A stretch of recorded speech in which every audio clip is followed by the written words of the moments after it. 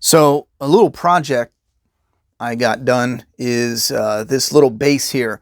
Now it's close to Christmas. I don't know when I'm going to post this, but my daughter wanted to paint. I was cleaning and I said, all right, I'll do a project with you.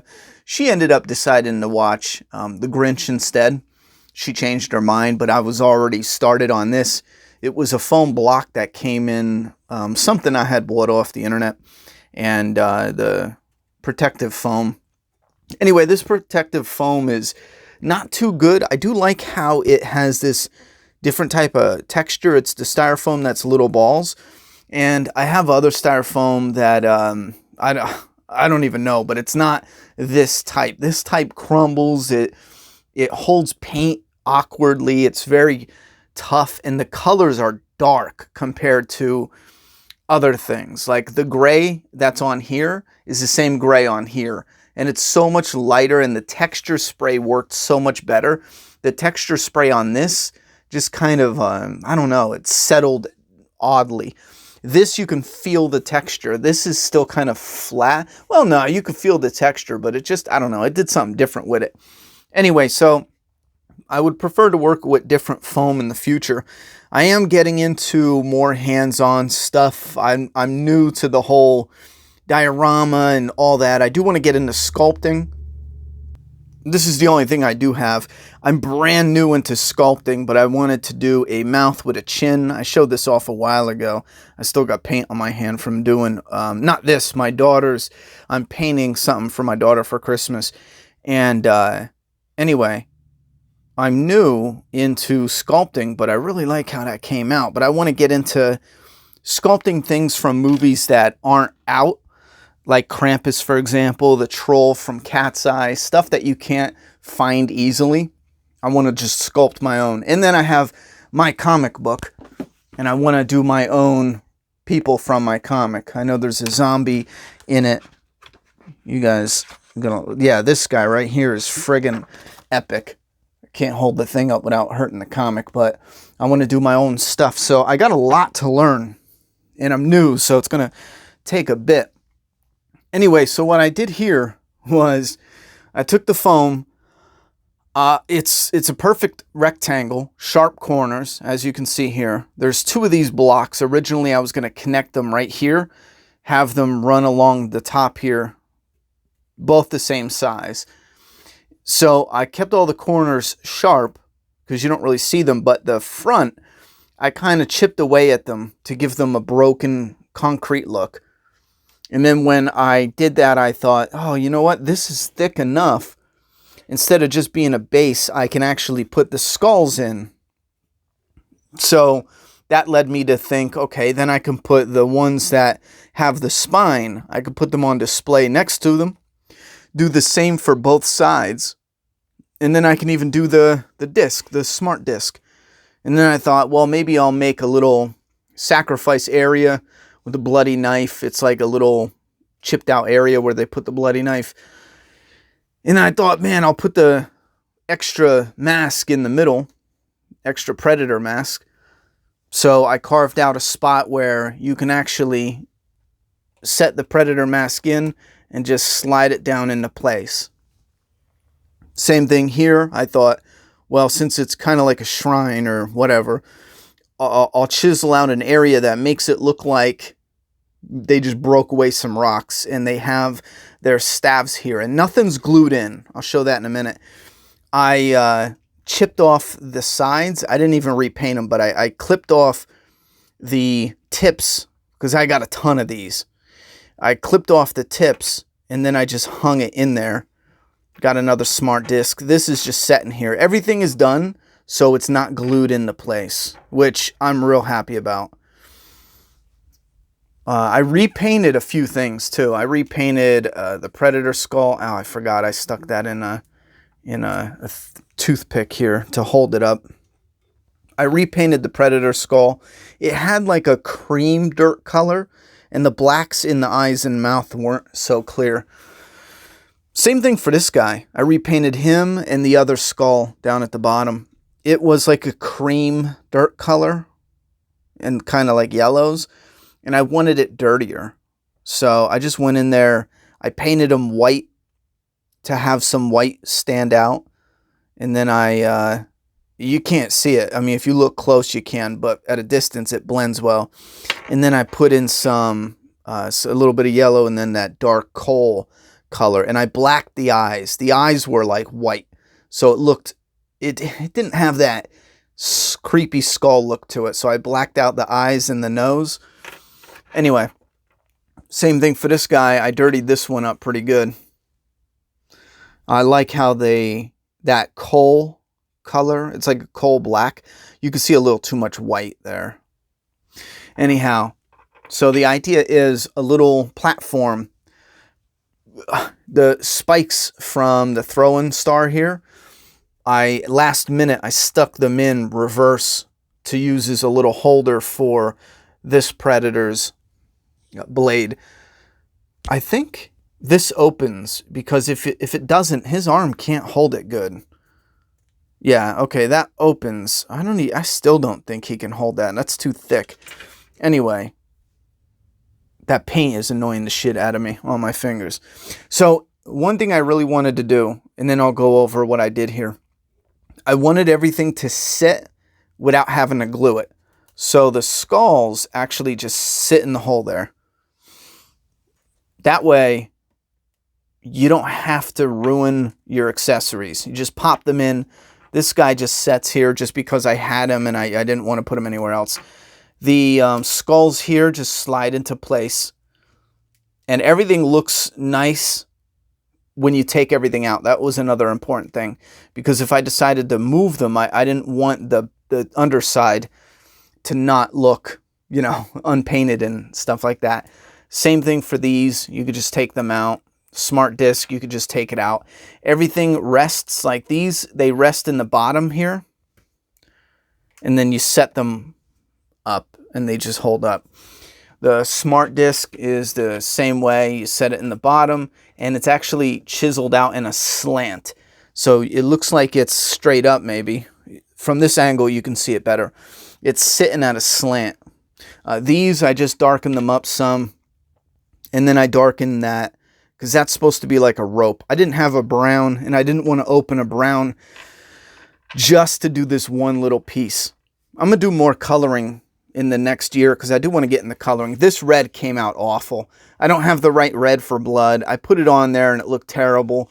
I tried to touch it up some and it looked even worse. So this looks terrible. It was supposed to be like soaking into the rock. Another thing, this styrofoam I used doesn't hold the paint well, so that's another thing against it. And you saw this, the Predator mask. It's just a loose one that they can't wear anyway. So I put it on display, and it's neat because it locks into place. How you get this is you kind of chisel out two sides, and then you take the mask and you slowly slide it into place, remove it, and then you chisel away some more. So that way when it slides into place, it actually locks in there. Yeah, right there, it's locked in. So, I mean, if you yank on it, you'll rip it through that styrofoam, but it's locked into place. And I love how that looks with the moss. And then it's just sitting right into the stone. Smart disc, same thing for this side. And then I took a drill and I drilled the underside here. There's that hole. I think that's I forget what it's called, but when they're making the molds and they're pouring in the plastic, that hole is the one that they push the thing out. Anyway, I didn't paint this at all. I like the way it looks, so I just drilled a tiny hole in there, stuck a toothpick in, sharpened the end. I chipped the toothpick down, I sharpened the end of it, and then because this is styrofoam, it fits in nicely and it'll set up nicely there. Oh yeah, and just at the last minute, I took a piece of aluminum that I have for my sculptures, and I made this little with a rounded pair of pliers. I made a little round thing. I bent it some, put it in at an angle, got a little piece of that thin wire, and then I have the heads hanging here. So that is the Predator trophy, whatever area. Originally, it was this foam block. I might edit in some images if I have time, but originally it's a foam block. I cut out, well, I rounded the edge to make it look like it was worn off. Then I got the idea to create a hole on each side for the skulls. Then I did a hole here, and what helped me was I took a dollar store pair of tweezers that I use for some of my projects, and I just put the end down there, and it's the same shape as this, to be honest. You can even use this, take the styrofoam and push this in and get the same shape as the tip of the spine there. That way you can slide it into place and it'll set there. And you do it just loose enough, because then when you add the paint and the moss, it'll thicken up quite a bit, and then it'll be tight, and you don't want it too tight where the paint rubs off. So you make it where it's kind of loose, and then when you paint it, it'll thicken up and it'll be snug. So then I, carved out all these areas, and then once that was done, I painted the whole thing a dark gray. Now I used the same gray, the primer flat gray, for this as I did this, but this ended up darker. It looked dark from the beginning. This was just a nice flat gray, but this was a dark gray, and it's the same paint. So it's just how the material holds the paint, I guess. Anyhow, once that dried, I did another coat, a light coating of the texture spray.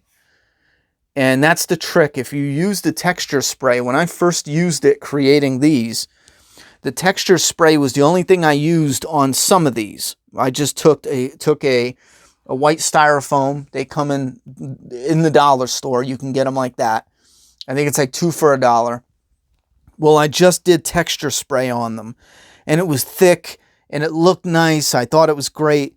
But then when I thought about, shit, I should just do a gray base and then lightly spray the texture, it looks so much better. So that's the trick. You use a flat gray, dark or light, it doesn't matter, because it'll affect how the overall look is, but it'll just, make it a little lighter or a little darker. So, yeah, so same thing here. Flat gray, and then I did the texture spray over it. And then once that was done, and I taped the sides, so that way the texture spray was only on top, and the sides, you can't tell now, but well, maybe you can, but it's different. Maybe you can see it, but because it's covered up with a lot of moss, you can't tell fully. But I didn't do the sides, and I added some dark kind of, I don't know, I was going for different shades of rock. So I added some really dark, it's a gray-black mix, just in a few areas. And then I took a white and gray, and I did some dry brushing. You can see in certain areas here, I might have did a little too much. That's not the styrofoam, that's actually the dry brushing. I don't know how it looks on camera. You can see some here too. But in person, it looks really good. It came out real good. And then when I was done, I sprayed, because my glue dried up, I sprayed adhesive, the adhesive school spray for my daughter's project stuff. When we do projects, I just sprayed it on there. And I didn't do this side because some got on there, but I didn't do it because this was going to connect to another piece. But I sprayed the corner, and I put down this fine grass stuff you can get in hobby shops to look like moss. Originally, this fine grass stuff was bigger pieces like this.